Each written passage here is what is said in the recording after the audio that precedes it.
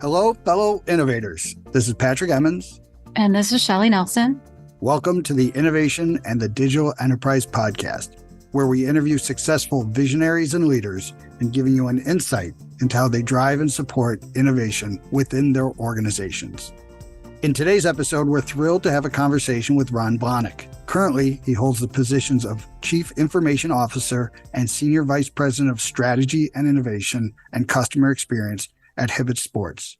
For those of you who may not know, Hibbett stands as a prominent athletic fashion retail titan, operating more than 1,100 Hibbett and City Gear specialty stores across 35 states in the United States. Ron's impressive journey spans over 3 decades, featuring over 20 years of IT leadership across diverse industries. His entrepreneurial spirit led him to initiate his own consulting venture, post which he served as the SVP CIO of Hudson Bay's company. Here, his dynamic leadership amalgamated 5 disparate IT organizations, facilitated consolidating financials, propelling the company to go public on the Toronto Stock Exchange, and curated a modernized omni-channel experience.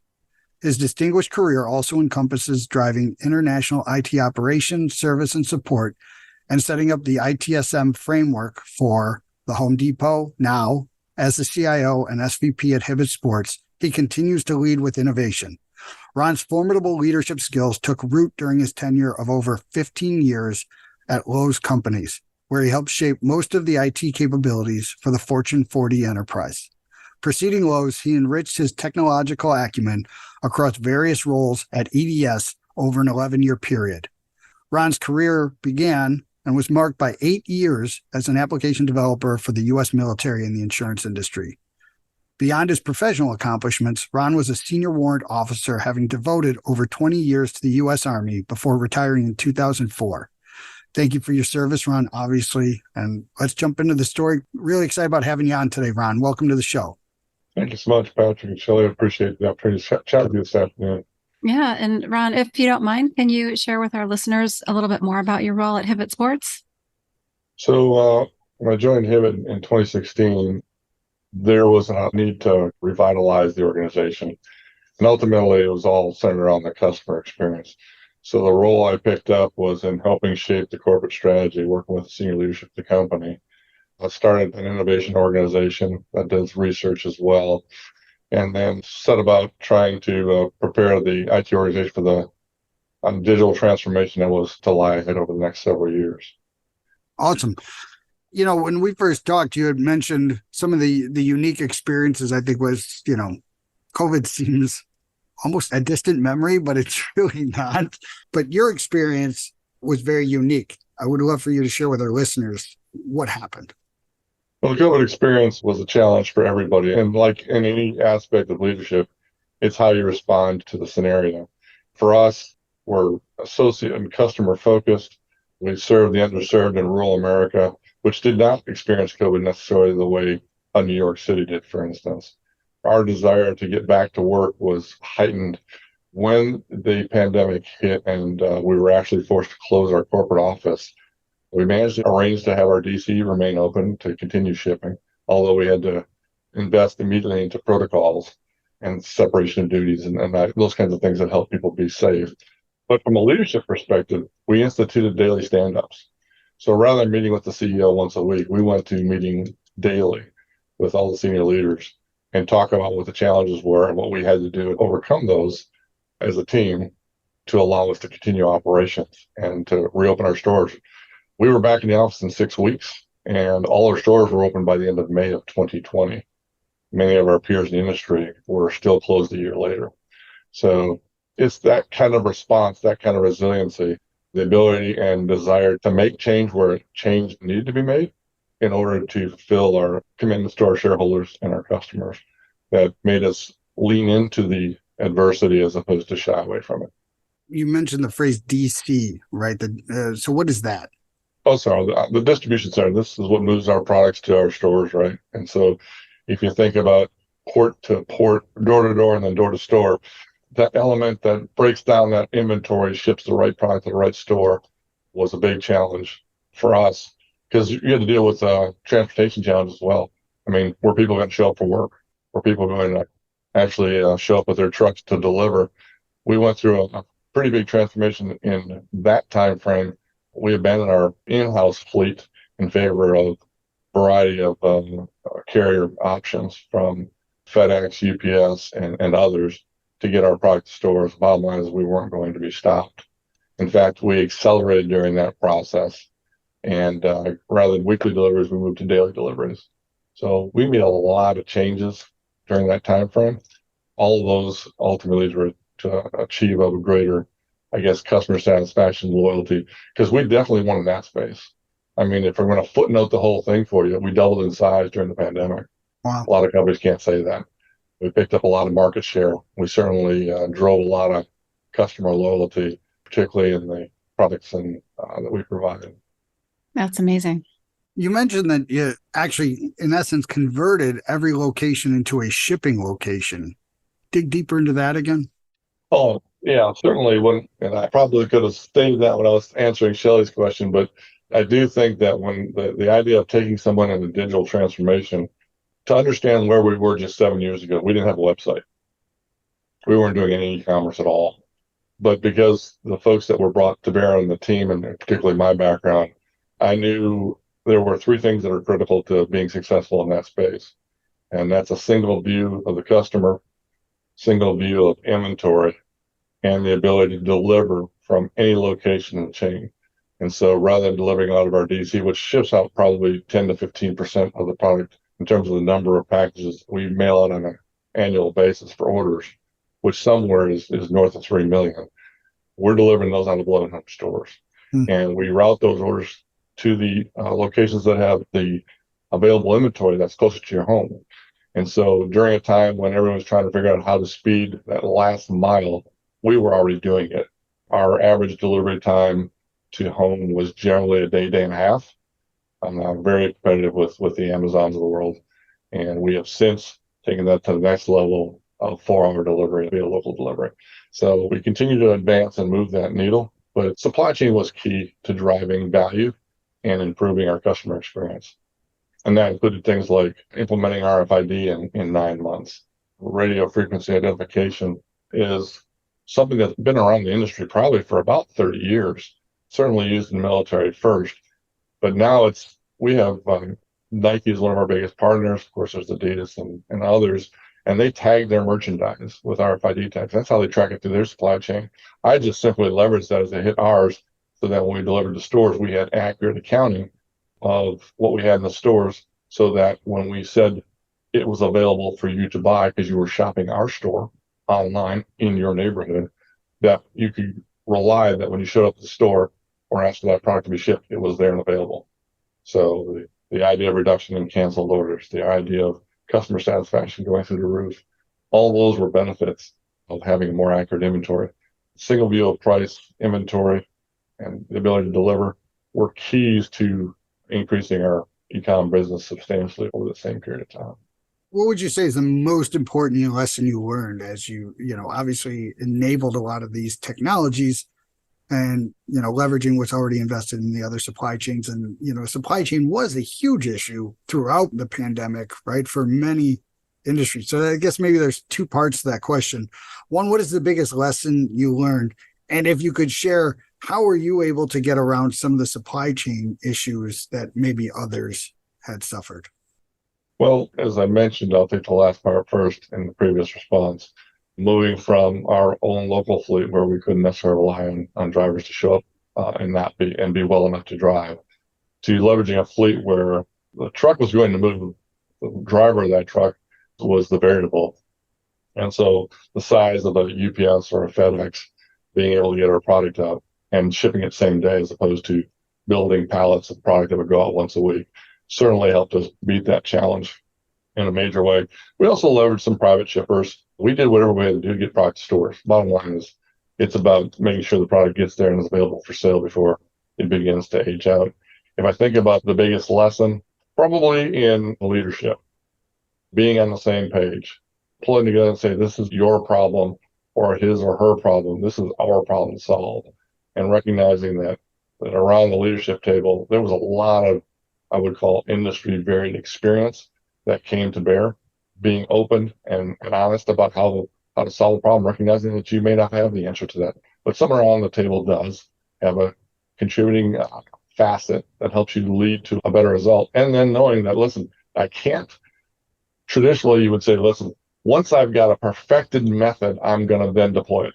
No, this is fix and repair daily. You just make moves in the right directions and say, directionally, am I correct? We did a ton of what I would call napkin math, something our CEO is fond of, but he's also an economist. So napkin math to him is a fun way of saying, I can do numbers in my head faster than you can. But the point of it was, he taught us all to listen, going down to precision and decimal points is not appropriate at this level in this frame of time. The battlefield or what's laying in front of us requires immediate response, quick reaction, best effort to get to the desired result, and check and adjust along the way. We were very transparent about that. We looked at our metrics every day. We looked at all the things that were driving sales and supply chain and customer loyalty, and we made adjustments as we needed to daily. And the biggest thing was driving communication.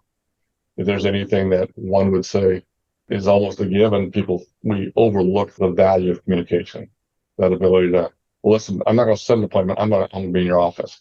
We're going to be on Teams. We're going to address this right now. I've got an issue to address. I need an all hands, and we're going to go solve this today. The idea that time was absolutely of the essence. It changes the speed of the way we did business. That has continued to today. We still meet as a senior leadership day every day at 11 o'clock. That's our stand-up.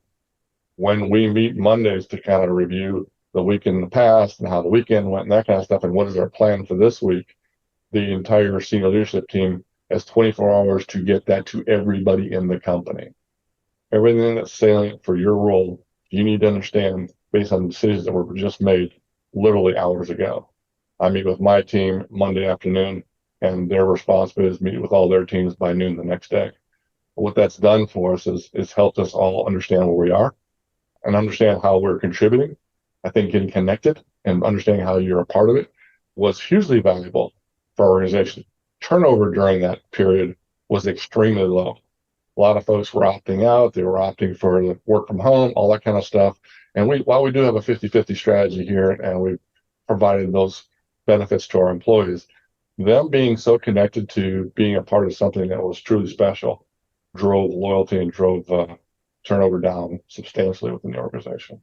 Well, I'm going to say, Ron, that you must have an exceptional leadership team, because without everyone being on the same page and having the same mindset, I don't know how that would work. So I'm curious how you all kind of came together in an unprecedented time and we're all moving in the same direction.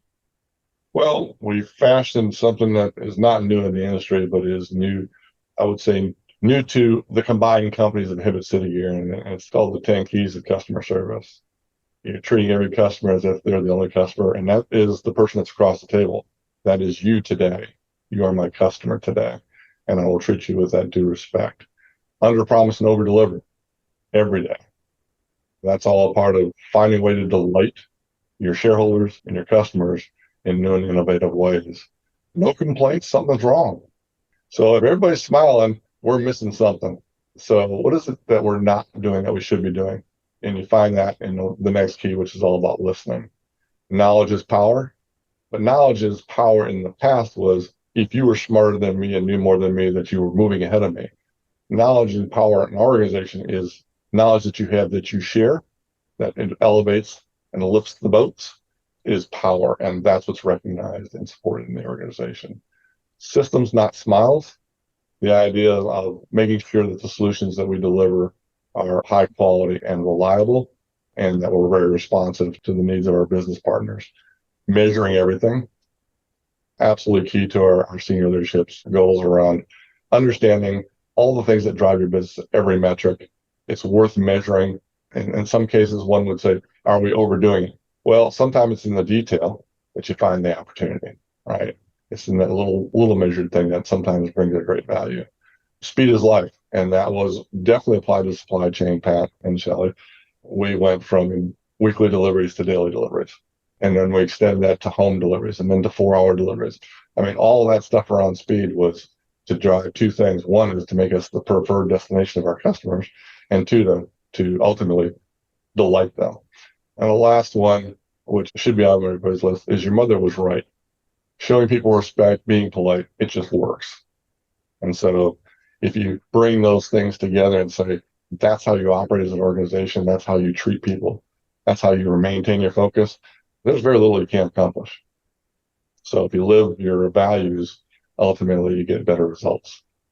That's tremendous. Something you talked about before with the markets that you serve and, this customer-centric approach.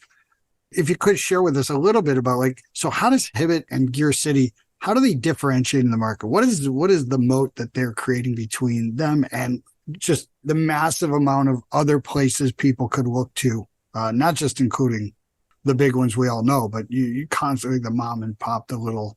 How does Hibbett and Gear City differentiate? Well, Hibbett City Gear differentiates from the perspective of understanding our customers, the 5 personas that represent our target demographics, recognizing that exists. There's sneakerheads in New York and there's sneakerheads in Gun Barrel, Texas. And the idea is understanding your customer, what their desires are. We carry high-end, highly sought after, often in short supply, athletic inspired fashion and footwear. It's about the shoes. We dress people from toe to head. When you walk through our doors, you'll make contact, they'll say hello to you, but the next thing they're doing is looking at your feet.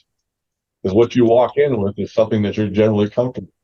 So understanding the individual who walks in an Air Force One and know that platform is a 40-year-old platform that has been rebirthed by Nike decade after decade, and now seeing its best sales in history, is recognizing and understanding your customer has a point of view and a perception of what makes them feel comfortable.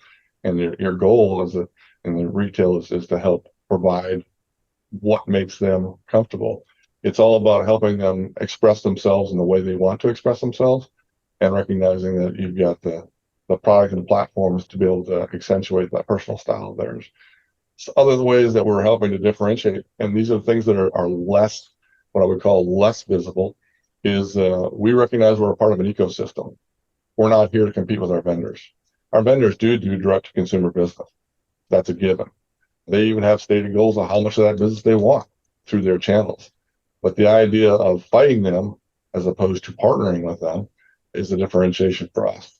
It's what's given us favored nation status with most of our vendors, including Nike, that recognizes that our focus on the customer is their customer, right? If they're buying the Nike products in our stores, they're essentially franchised or loyal to the Nike brand and Nike product, but understanding how our customers shop and want to engage is valuable for them because it helps them in helping express their thoughts about their products and how they want them to come to market.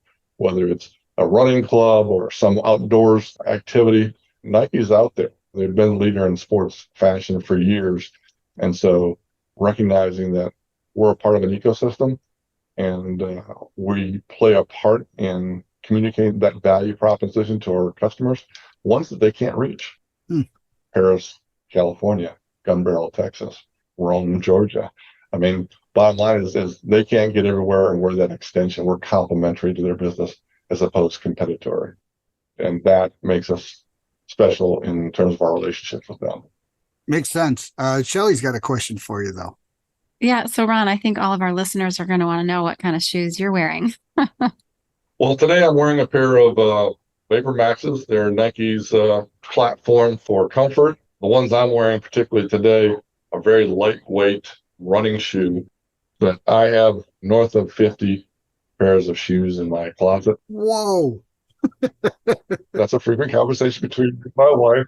I have more shoes than she does, but being a part of a culture here at the company, we kind of wear what we sell and we enjoy it. It's far more casual in terms of the corporate environment, but ultimately it's all around the stores. And that's where we spend a lot of our time. When leaders spend time in stores, distribution centers, understanding the challenges that they face and even leveraging our systems from an IT perspective, how can we enhance their business? How can we enhance their sales? Things get innovated and built. And one that I'd call it today is called the Toe to Head app. It's an app it's actually associate facing. So we've got apps that are customer facing. We got a raffle app. We got a Hibbett.com app. We've got, of course, the online things that you would access via your browser. But what we didn't have was something that was more associate facing. And this puts the power of the product information in the associate's hand and allows them to build toe-to-head looks for their particular customers. Literally being able to go shoulder to shoulder, starting off with the platform they spotted you walking in with, bringing that up and saying, hey, oh, by the way, these 3 Air Force One colorways just dropped, and I wanted to let you see that. Oh, by the way, and here's the hookup that they intended for those. Of course, we have others as well, but let me see what it shows up for you here. And as you go through that process, you're literally building that basket, as opposed to them walking in asking for a pair of shoes. You give them a pair of shoes, they take it to the register, and they check out. Mm-hmm. That's a retail experience. The differentiation for the Hibbett City Gear experience is that now that is a curated experience with an associate that has access to the information to help differentiate a $220 pair of shoes like I'm wearing today from an $80 pair of shoes or $100 pair of shoes. And so those are key, I would call key enablers, but that's part of what's driving our innovation strategy. And it's all, I would say, mobile-based, cloud-based, and to that point, a lot of modernization of technology over the digital transformation we've taken the company through over the last 6 years has landed us in a place where we're far more agile today to be able to deploy those kinds of capabilities to stores very rapidly. Well, and I'm curious, you're getting, the managers, the leaders into the actual retail locations or distribution points. You mentioned the 5 personas, and I don't want to dig into that because that would seem a little proprietary. But I'm curious from using that, would you say most of the client facing, right, your associates, do they know the 5 personas? Well, in a sense, they are, because it's kind of how the solutions are delivered, right? Mm-hmm. Because we use local social marketing, which means every store, they've got their own following. And it's people that live generally 3 to 5 miles away. It's 1 to 3, 4,000 people. And those are the ones who are connected with the store in a way that says, listen, you know me, you know what I'm looking for. If it comes to the door, let me know. Mm-hmm. So you think about I would call it the high-end boutique shops at, for instance, the Bay in Hudson's Bay. The 9th floor of the 400 Bay Street building was the fashion floor for women who had lots of money to spend. And the sales folks who worked on that floor had their little black book of their best clients, and they would call them and say, listen, something just came in that you're going to want to see. We've now taken that to local social, and so if you go and see our Instagram posts, they'll say something just arrived. It wasn't expected. It was replenished maybe directly by the vendor. We had been out of stock, and we'll have people show up within 15 minutes of that post. Wow. Saying that those are the shoes I want. Some do it with personal messaging, but the idea of treating your customer special, understanding what they want, and then being able to provide that when something changes in the store that they were just there 2 days ago, it wasn't there. Yeah. When's the likelihood they're going to be back in the next 2 or 3 weeks? Probably not. They think they know what's in the store, except it's changing now every day. Yeah. And so when something comes in that's hot, they want to know. And you think about 1,100 stores doing this to their local communities. You can brand and everything at the corporate level, and we do a really good job of that in my mind. But I tell you, it's the local social, the grassroots that are dominating out there for us.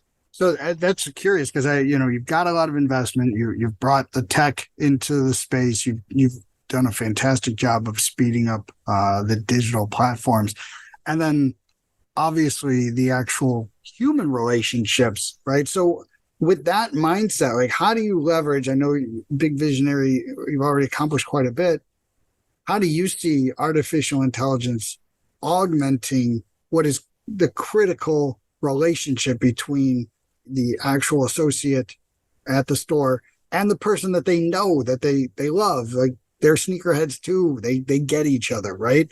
So how do you see this augmenting, accelerating, improving, creating even more value for those 5 personas? Well, I guess first of all, because we have customers across all lower 48 and many customers that don't live near a Hibbett location, the ability that AI could potentially drive that same experience they're getting in the store to them where they are.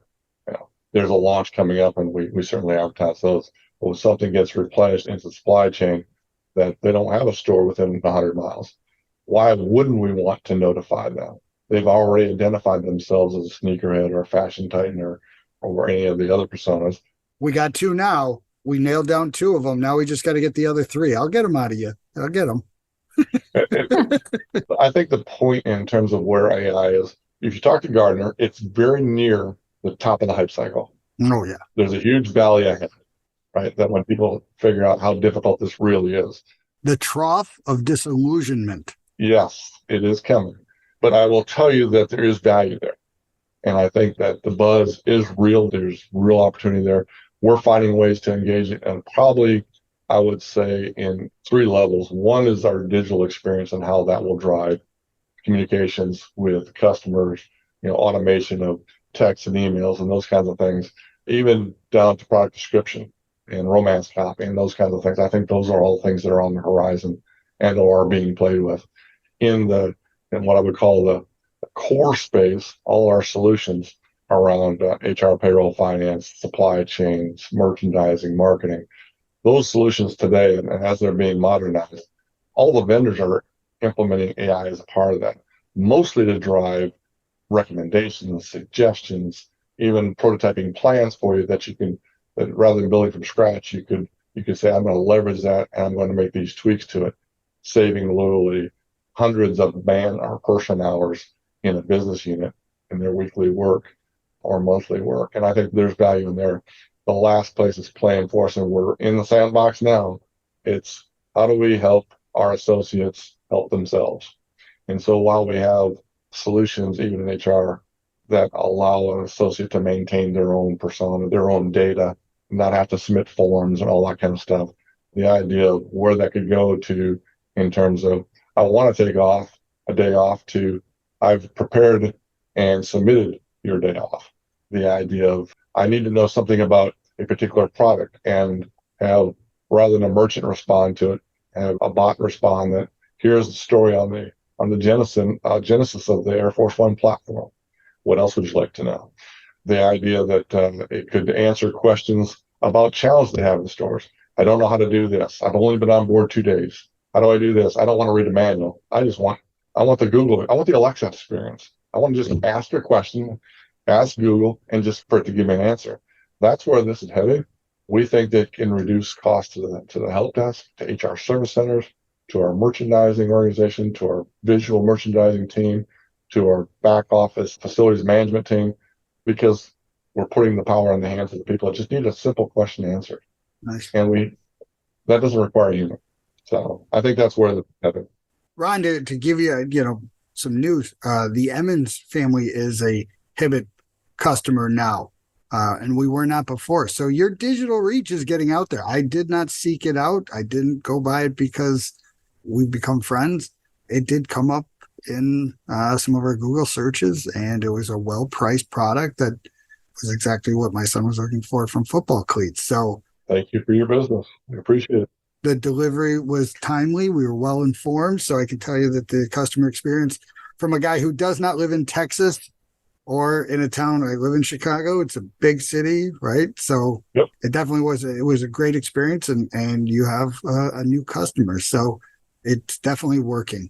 We would have normally gone to what I would consider the neighborhood places a lot more, right? Places where I know where there's a physical location, but we didn't. We gave it a shot. And so really great stuff. I do want to say congratulations on all the success. And again, being able to see it firsthand, hearing your story and understanding what you're trying to get accomplished, I think it's really awesome. And now that my son goes to school at University of Alabama, we'll see each other more often, hopefully. Terrific. Look forward to a visit.